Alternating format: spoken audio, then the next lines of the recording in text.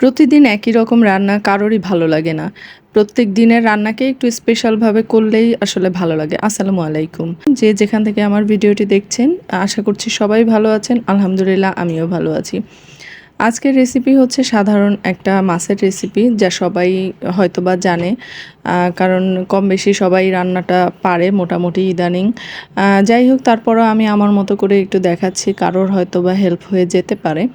তো এদিকে আজকে হচ্ছে রুই মাছ রান্না করব আমি টমেটো আর আলু দিয়ে। তো যত মশলা আছে সবগুলোই আমি কষিয়ে নিয়েছিলাম। প্রথমে পেঁয়াজ কুচি দিয়েছি, সেটাকে একটু ভালো করে ভেজে তার মধ্যে বাটা মশলা যেটা ছিল রসুন, আদা, তারপরে পেঁয়াজ বাটা এগুলো দিয়ে ভালো করে মশলাটা কষিয়ে নিয়েছি। তারপরে হলুদের গুঁড়া, মরিচের গুঁড়া আর জিরার গুঁড়া দিয়ে দিয়েছি। তো এটা করতে করতে মশলা কষানো হয়ে গেলে তার মধ্যে আলু দিয়ে দিয়েছি। আর এখানে আলুর পরিমাণটা একটু বেশি, টমেটোর পরিমাণও বেশি হবে, কারণ আমার বাসায় আমরা মানুষ ৩ জন হলেও আমরা কিন্তু আলু টমেটো দুটোই ভালোভাবেই খুব পছন্দ করি আর খেতে খুবই ভালো লাগে।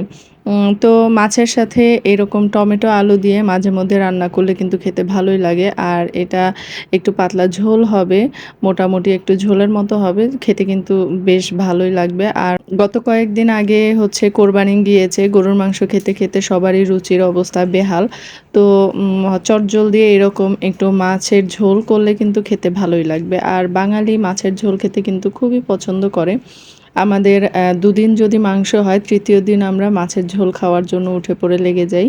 তো এভাবে একটু চটজলদি রান্না করে নিলে কিন্তু ঝামেলাও এড়িয়ে যায় আর খেতেও কিন্তু ভালো লাগে, মুখের স্বাদটাও চেঞ্জ হয়ে আসে।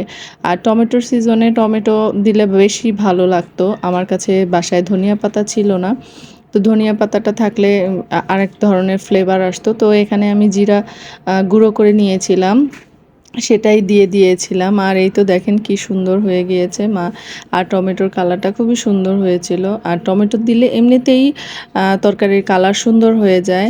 আর এরপরে রান্না কমপ্লিট করে আমি হচ্ছে বেড়ে নিচ্ছিলাম। তো এখানে আমি দুবেলার তরকারি রান্না করেছি, মাছটা দুবেলার করেছি। পরের বেলায় আর রান্নাটা করতে চাচ্ছিলাম না, যার কারণে। আর এদিকে হচ্ছে আমাদের ৩ জনের জন্য মাছটা বাটিতে উঠিয়ে নিয়েছি, যেন আমরা দুপুরের খাবারটা সেরে নিতে পারি। তো আজকের রান্নাটা আপনাদের কাছে কেমন লাগলো অবশ্যই একটু কমেন্ট করে জানাবেন। আর ভালো লাগলে অবশ্যই লাইক, কমেন্ট এবং একটু শেয়ার করতে ভুলবেন না।